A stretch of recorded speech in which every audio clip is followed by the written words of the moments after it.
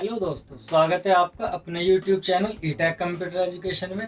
आज हम आपके लिए लेके आए हैं माइक्रोसॉफ्ट एक्सेल का पार्ट थर्ड, जिसमें दो वीडियोस हमने जो पहले बनाई हुई थी उसमें हमने छोटी छोटी सी चीज़ें आपको बताई थी। स्टार्टिंग मतलब सबसे पहली वीडियो जो हमारी ट्यूटोरियल की थी, इसका लिंक हम आपको डिस्क्रिप्शन में दे देंगे। पार्ट वन, पार्ट टू में छोटी सी हमने एक आइटम शीट बनानी आपको बताई थी। आज हमने पार्ट थ्री के अंदर हमने जितने भी होम के ऑप्शंस हैं, जैसे कि कंडीशनल फॉर्मेटिंग हुआ, फाइंड एंड रिप्लेस हुआ, शॉर्ट हुआ, फिल्टर हुआ, जनरल हुआ, कस्टम वाला, ये सारी चीज़ें हम आपको इस वीडियोस में बताने वाले हैं। इनकी छोटी छोटी सी शॉर्टकट्स भी हैं, वो हम आपको बीच बीच में बताते रहेंगे। इसके बाद हम एक नई शीट आपके लिए लेके आएंगे, वो हम आपको बता देंगे वीडियो के लास्ट में।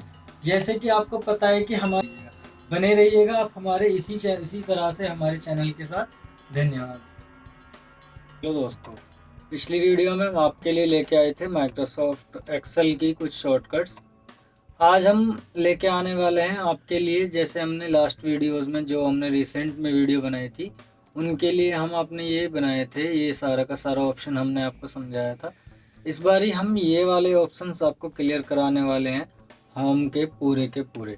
इनका क्या यूज़ होता है, उनका किस तरह से हम इस्तेमाल कर सकते हैं अपने डेटा को मेंटेन करने के लिए। तो चलिए देखते हैं। सबसे पहले क्या ऑप्शन था, लास्ट में हमने जब ये वाले ऑप्शंस बताए थे कि फ़ॉन्ट साइज को ग्रो वगैरह करने के लिए किस तरह से कर सकते हैं। यहाँ से हम बॉर्डर वगैरह लगाना चाहें तो बॉर्डर लगा सकते हैं। अब अगर हम बात करें तो ये हैं हमारे अलाइनमेंट्स। ये हमारे अलाइनमेंट्स होते हैं 6 यहाँ पे। ये वाला हमारा अप का, ये मिडिल का, ये डाउन का, ये लेफ्ट, सेंटर और राइट, ये 6 अलाइनमेंट होते हैं। अब इनका यूज़ क्या होता है, अगर आप इसको थोड़ा सा बड़ा कीजिएगा तो मैं इसका यूज़ आपको बताता हूँ। ठीक है जी,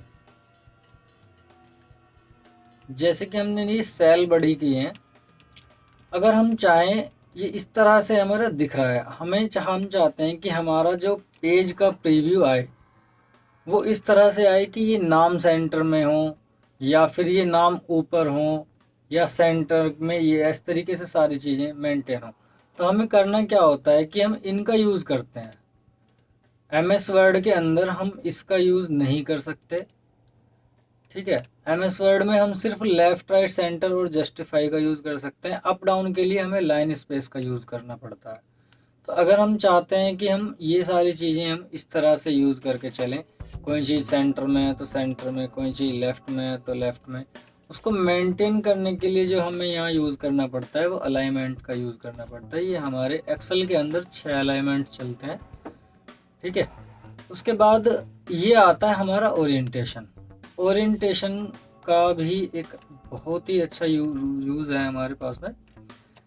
किसी भी कंपनी में या किसी भी डेटा को अगर आप सेट कर रहे हैं, सपोज जैसे कि कोई पेज है और इसका ओरिएंटेशन हमने एंगल जिसको हम बोलते हैं इसको चेंज करना है, तो हम इसकी माध्यम से, इसकी मदद से इसको चेंज कर सकते हैं। आपने वर्टिकल रखना है, हॉरिजॉन्टल रखना है, जो भी आप टाइप चाहते हैं टाइप कर सकते हैं। अगर आप अपने अकॉर्डिंग चाहते हैं तो आप अपने अकॉर्डिंग भी इसको रख सकते हैं।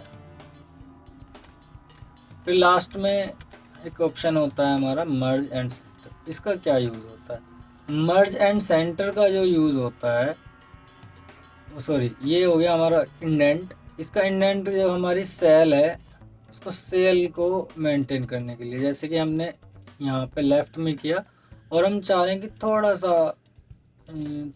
सा बढ़ के ये हमारा बच जाए और सेंटर में भी ना आए, तो हम इस इंडेंट का यूज़ करेंगे। उसके बाद में वेब टेक्स्ट, इसका क्या यूज़ होता है, जैसे कि हमने यहाँ पे लिखा हुआ है एम्प्लॉय नेम, हम चाह रहे हैं ये 2 सेल का एक ही गैप में हो जाए। जैसे ऑल्ट के साथ में आप एंटर दबाओगे तो ये एक ही सेल में डबल लाइन से चल जाएगा। एक्सेल में जो बेसिकली अगर आप एंटर का यूज़ करते हैं तो नेक्स्ट सेल में ट्रांसफ़र हो जाता है, लेकिन अगर आप ऑल्ट के साथ में एंटर का यूज़ करेंगे तो ये डबल, एक ही लाइन में दो दो वर्ड हो जाएंगे। इसी तरह से हम और भी इसमें ऐड कर सकते हैं जितना आप चाहो। उसके बाद में मर्ज एंड सेंटर, जैसे कि आपको पता है ये एक हमारी छोटी सी सैलरी शीट है।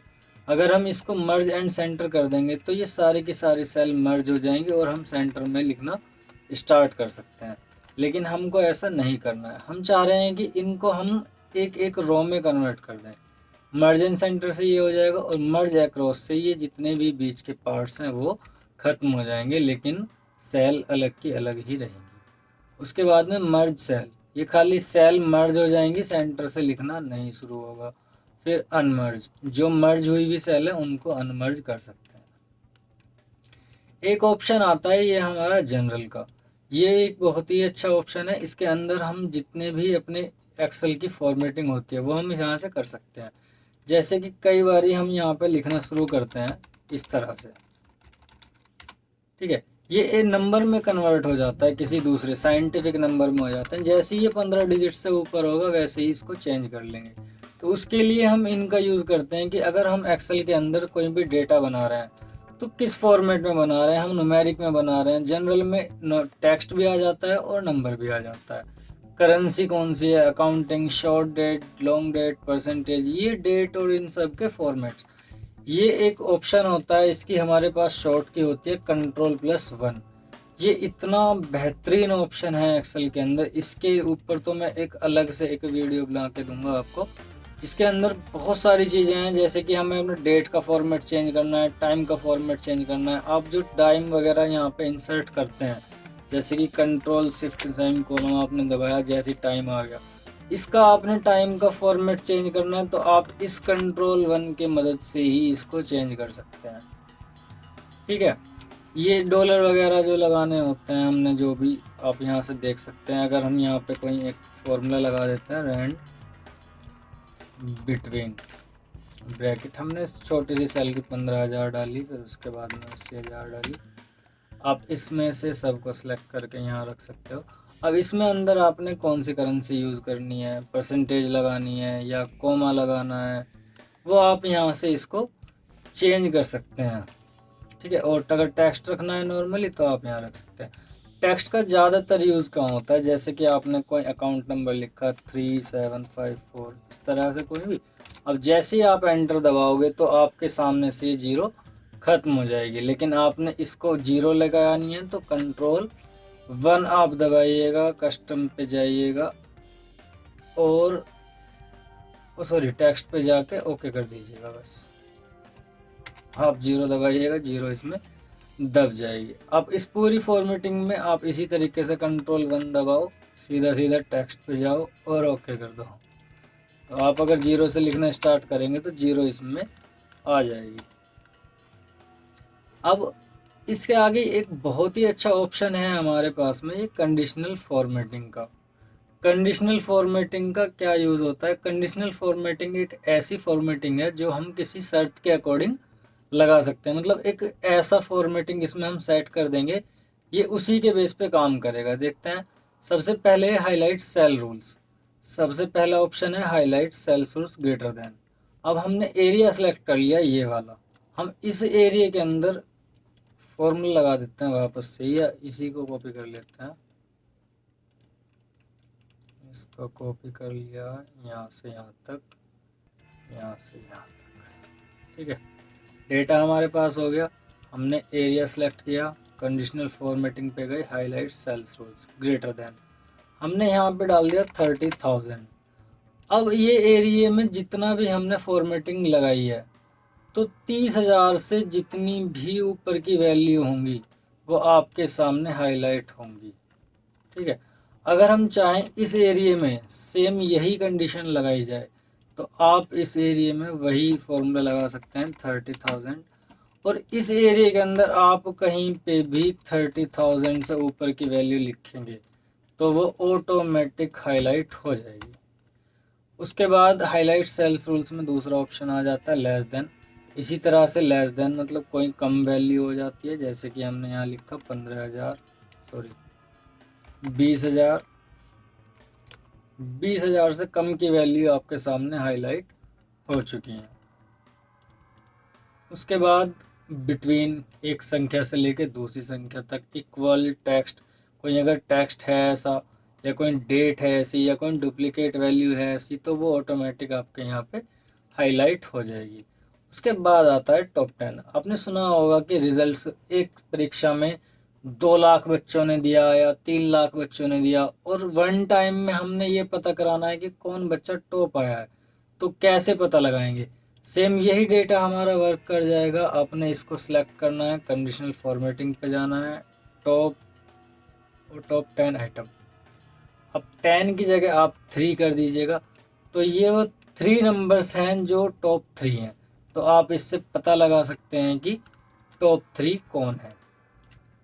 उसके बाद ऐसे टॉप 10%, फिर बॉटम मतलब सबसे कम वाले 10 आ जाएंगे इसमें, फिर बॉटम टॉप 10% वाले, फिर उसमें above average, below average. Above average होता है आधे से ऊपर का, बिलो एवरेज होता है आधे से नीचे का।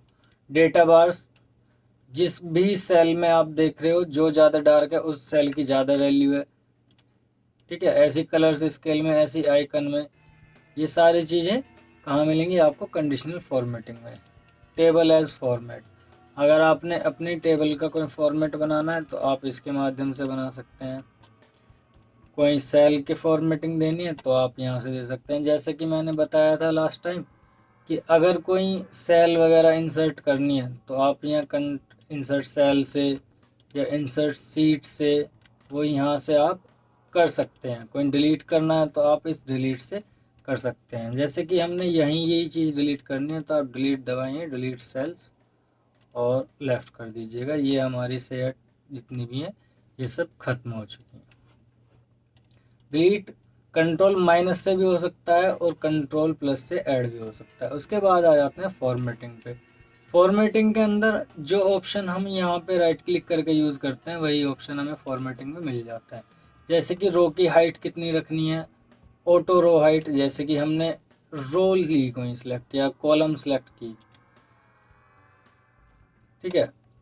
अब हम इसमें चाह रहे हैं कि ये ऑटोमेटिक एडजस्ट हो जाए, तो क्या करेंगे? फॉर्मेट पे जाएंगे, कॉलम ऑटो विड्थ, तो जितना एरिया इसका बना हुआ है ये ऑटोमेटिक उतने एरिया में ही सिलेक्ट हो जाएगा। इसकी हाइट अपने अकॉर्डिंग कर सकते हैं, उनको हाइड एंड अनहाइड कर सकते हैं, प्रोटेक्ट कर सकते हैं।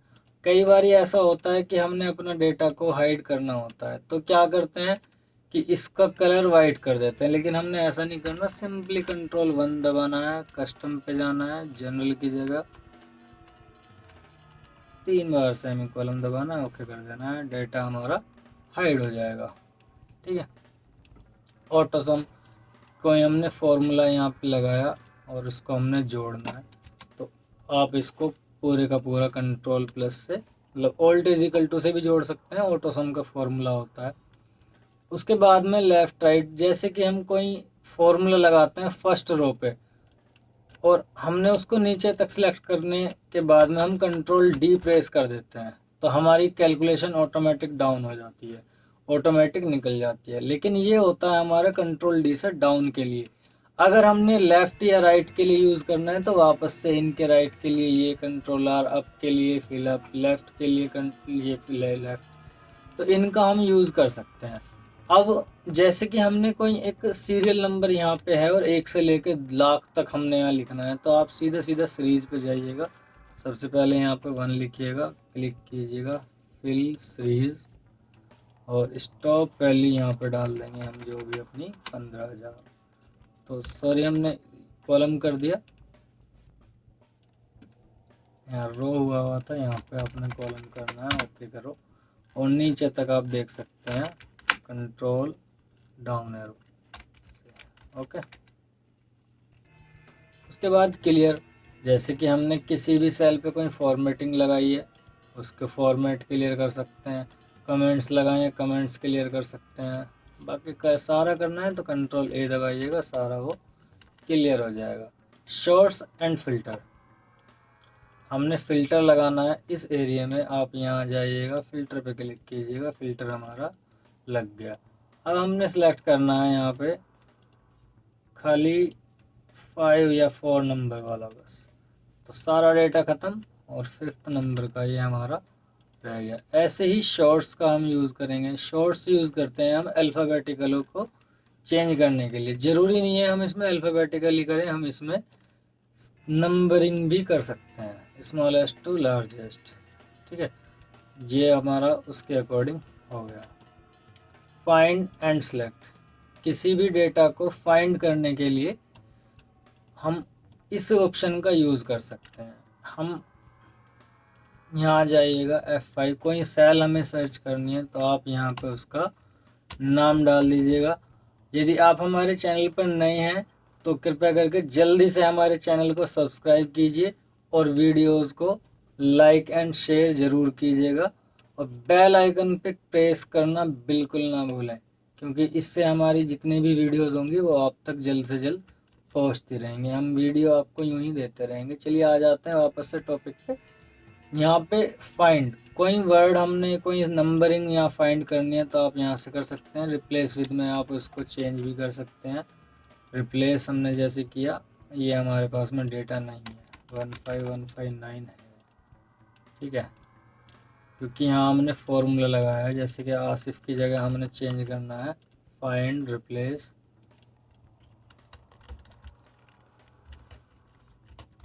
करण, रिप्लेस कर दिया हमने, यहाँ पे ये करण हो गया। उसके बाद में गो टू, किसी हमें सेल पे जंप करना है जिसकी हमारे पास में शॉर्ट की है F5। हमने कोई सेल दी, एंटर किया, हम उसी सेल पे ऑटोमेटिक ट्रांसफ़र हो जाएंगे। या हमने कोई कंडीशनल फॉर्मेटिंग लगाई है तो हम वहाँ जा सकते हैं, या कोई ऑब्जेक्ट्स बनाया तो वहाँ जा सकते हैं, या कोई कंटेंट्स हैं तो या वहाँ जा सकते हैं। तो ये गो टू वाला जो ऑप्शन है ये इसीलिए यूज़ किया जाता है ताकि हम अपने डेटा पे आसानी से जा सकें और हमें ढूंढना ना पड़े। कई बार हमारे पास में डेटा बहुत होता है, बड़ी बड़ी शीट्स होती हैं, जैसे कि मैंने फर्स्ट वीडियोस में आपको बताया था कि इसके अंदर कितनी रो और कितनी कॉलम होती हैं। तो इसीलिए वजह से हम इसका यूज़ यहाँ से बहुत ज़्यादा करते हैं। ठीक है, बने रहिएगा हमारे साथ इसी तरह। Thank you.